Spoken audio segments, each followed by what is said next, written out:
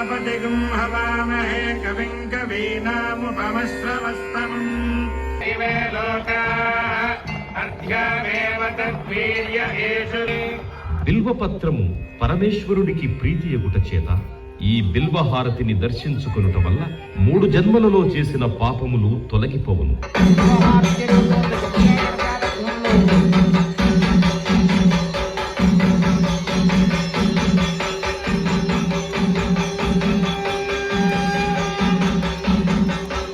దర్శించుకోవడం వల్ల కాలసర్ప దోషములు తొలగి నవగ్రహములలో రాహుకేతువుల యొక్క దోషములకు పరిహారము కలుగును.